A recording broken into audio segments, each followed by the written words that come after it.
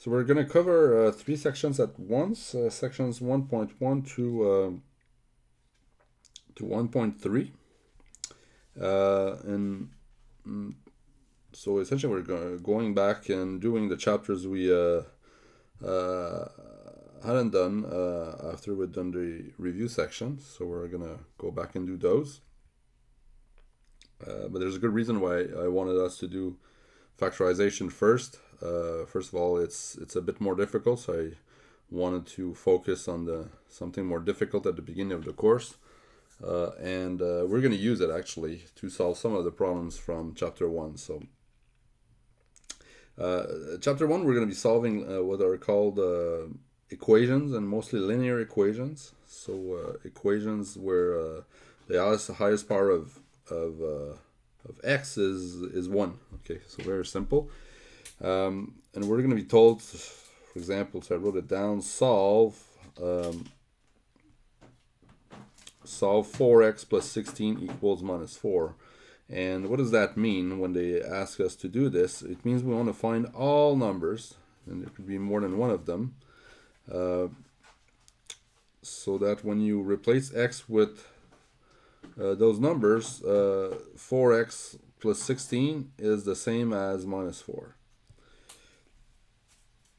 So just to give you an idea, if I have 4x plus 16 equals minus 4, I could be asked to decide if x equals minus 2 is a solution. It's a solution if it solves the equation. And what I would do is look at the left-hand side, replacing x by minus 2, and seeing if it's equal to the right hand side, but the right hand side is minus 4, so that's clearly not equal, so it is not a solution.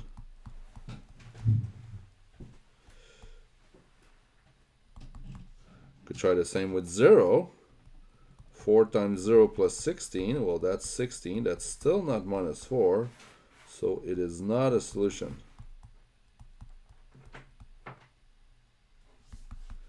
Let's try minus 5. 4 times minus 5 plus 16. That's minus 20 plus 16, which is minus 4. So this time it is a solution. And I guess I would like to know if there are more. Is that the only one, or are there more? Sometimes there are more. Sometimes we have only one solution.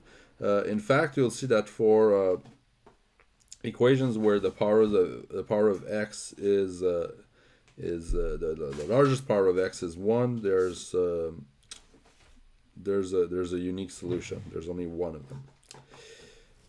So let's look at some other examples and see how we can get obtain a solution without guessing. So, I guess here in the first example, I sort of tried different values of x until I got a right one. Well, you see, I could keep on going like this for a long time before finding the right one, right? So this is probably not the most efficient method for getting the solution. So let's see how we can obtain the solution without guessing. We're going to start with something very simple. We want to find x such that x minus 7 is the same as 6. Okay? And I'm going to show you how I was first introduced to equations. You have to think that the equality signs, basically mean that this thing here is exactly the same as this. So let's think of what you have on each side in terms of weights. So, and I'm going to place those weights on a balanced scale like this. The equality signs means that everything is balanced. They're equal in weight, so each side weights the same amount, so everything is balanced. And my goal is eventually just to be able to have x only on one side of the and only x on one side of the equality symbol. So what I'm now going to do is I'm going to perform arithmetic operations in order to do this. And one thing I'd like to do is get rid of that minus 7. So to get rid of minus 7, what I could do is add 7. If I add 7 to minus 7, I'm going to get 0, and x plus 0 is just x. Now, the thing is, if I add 7 here, now it's not going to be balanced anymore. I've added a weight of 7 now on the left-hand side. So if I want things to be balanced, I need to add the same weight on the other side. So that's why I'm going to add 7 on both sides. So doing so, here, minus 7 plus 7 comes down to 0. So I just have x essentially on that side. And on the other side, I've got 6 plus 7. I've got 13. So that would be my solution here. And I can check 13 minus 7 is indeed 6. Right? Once I get my solution, I can do what I did in the first example, but now I've got a good candidate to test. So if I do 13 minus 7, it is 6, so it works. Let's look at another one. Maybe this is example A. Example B, I've got minus x plus 3 is equal to 2. So again, what I could do is say, okay, actually I want to get rid of that 3. So I will subtract 3 on both sides. I will remove a weight of 3 on both sides. Then I've got minus x is minus 1. And now I need to get rid of that minus 1. So what I could do is multiply by minus 1 on both sides to do this. So we can add, so with my balance case, I can add, subtract, multiply, divide. As long as I perform the same operations on both sides, everything's going to remain the same. So if I multiply by 2, like the weights become twice as big on both sides, so it's still balanced. Okay, if I divide by 2, same thing. But that's just to illustrate the concept, but I'm also allowed to multiply by negative numbers, and that still works. So multiplying minus x by minus 1, it becomes x. Minus 1 times minus 1, it becomes 1. So that's my solution. I could always check whether it's true or not. So minus 1 plus 3, yes, that is 2, so it works. Let's look at another one. C, I want to do 4x equals 20. What my goal is just to get x on that side. So how do I get rid of the 4? Well, what will cancel out a multiplication by 4? Well, it's a division by 4. So I want to, there are different ways to see it. I could multiply by 1/4. Okay, if I take 1/4 of 4, it's going to become 1. So I'll just have 1x, so x on the left-hand side. Could do that. So that's one way of looking at it. You can also say it's this exact same thing as saying I'm dividing by 4 on both sides, which is the same thing as multiplying by 1/4. So in all cases, I'm going to get x equals 5. So actually I've solved for x and I get my solution, and I can check 4 times 5 is 20. It works. So the idea is that if you have something that's added, to remove it, you're going to want to subtract. If you got something that's multiplied, you're going to want to divide, and it works the other way around too. So maybe C here, D.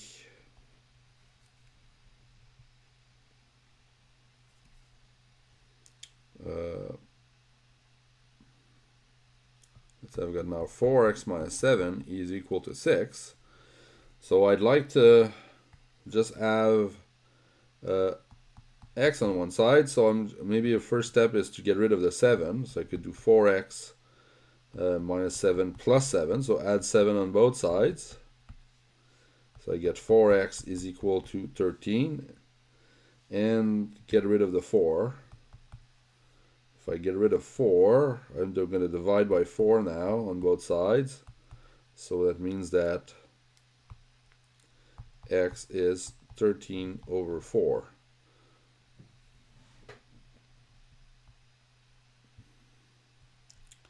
Now maybe you're going to tell me, actually what I would like to do is get rid of the 4 first. You can do that. Well, I'll show you. It creates some, well, it's a bit more difficult in that case. So if you've got something times x, I recommend getting rid of the other stuff first.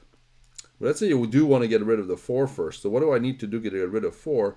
I need to divide by 4. But you see, if I divide by 4, I cannot just divide this part. All of that is on the is on one side of the scale, right? It's all in one all in one place. So if I divide by 4, I've got to divide everything that's in there by 4. Okay.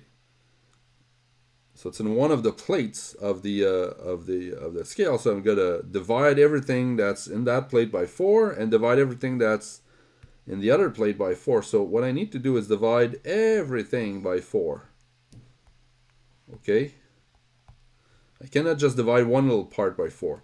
So if I do this, well, I get 4x over 4 minus 7/4 is equal to 6/4.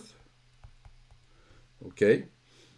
So 4x over 4, that's indeed x. So I got rid of my 4, but I'm still left with the minus 7/4 here, which I have to deal with by adding 7/4 now on both sides. And if I do this, this is going to be 0, so x 6/4 plus 7/4, that's 13/4, and I get my answer. But I think you'll agree that this solution is easier. Okay, so I recommend doing that first. Like if you've got something times x minus constants, get rid of those constants first.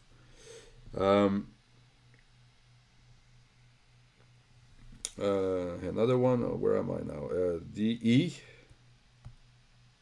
So E.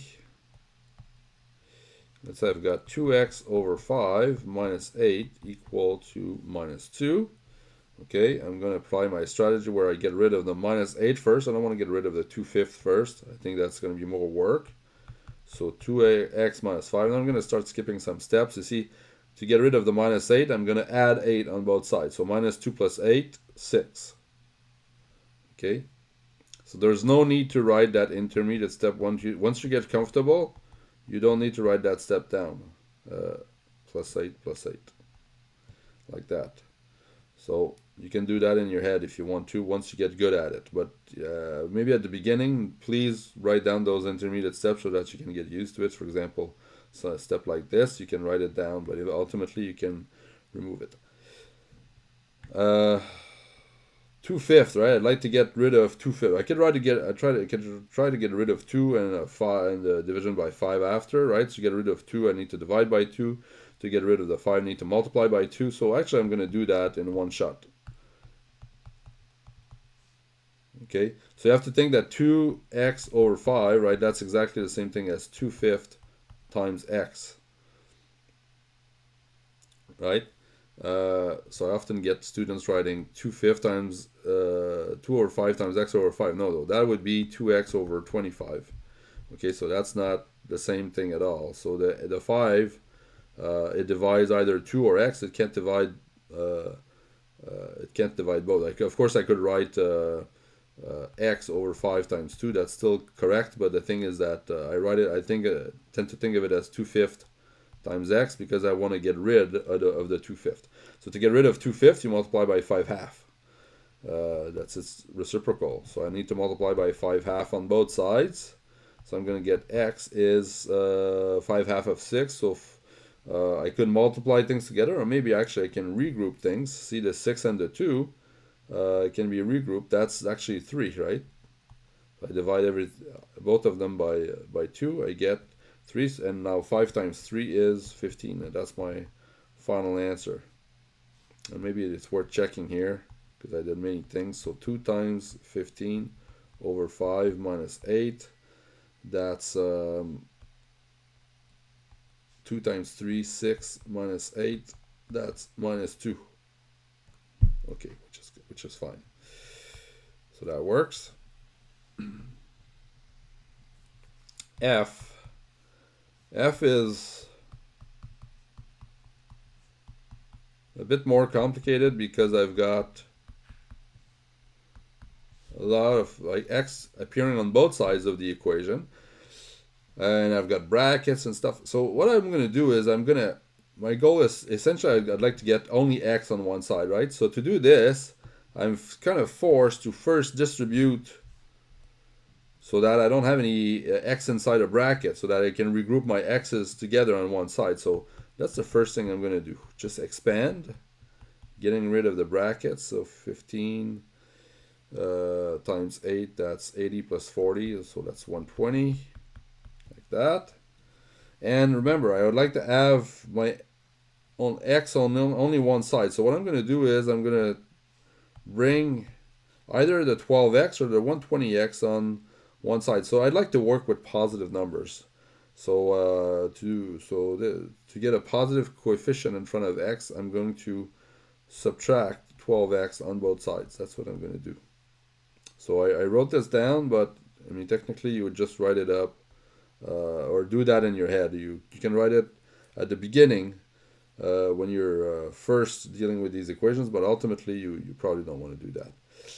I can also regroup those two together. Minus 12 plus 9, that's minus 3. Subtract 12x, so that's 108x minus 15. And remember, my goal is just to get x on one side, so I'm going to get rid of the 15 now, or actually minus 15, so I'm going to add 15 on both sides. So this is me adding 15. And finally, to get rid of 108 x, I'm going to divide by 108 on both sides. So x is going to be 108 over 18.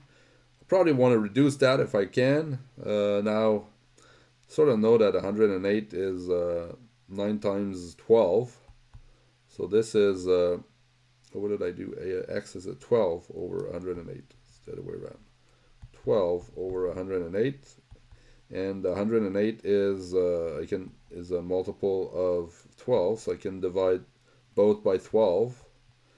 And finally, I get 1/9 for my solution. And again, I could check by replacing x by 1/9.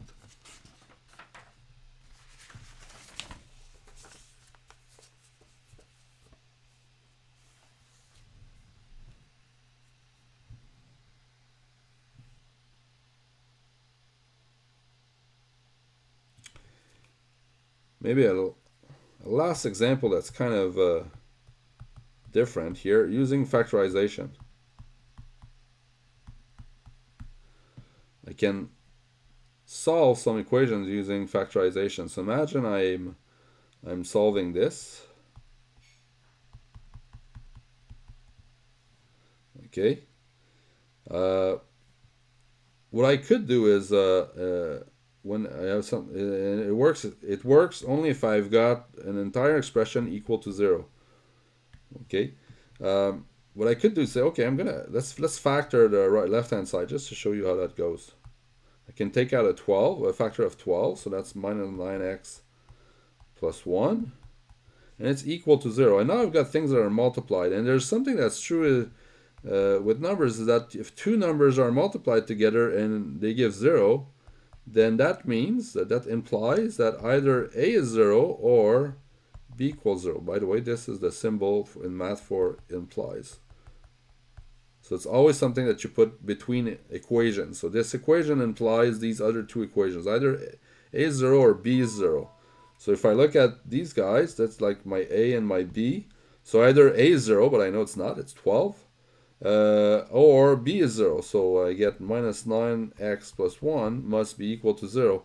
So the advantage of factoring is that now I'm working with something that has smaller numbers in it, minus 9x plus 1. And then I can just send the 9x on the other side. So in other words, add 9x on both sides, divide by 9, and I get the same answer as before. So that's what factoring. So maybe it looks like this is something we could avoid doing. We could always get the solution without using it. We'll see that for polynomials of a higher degree, that's going to be ultimately the method that we want to use. So I thought I'd show you that it works also with polynomials of when we have equations where the polynomials are of degree 1.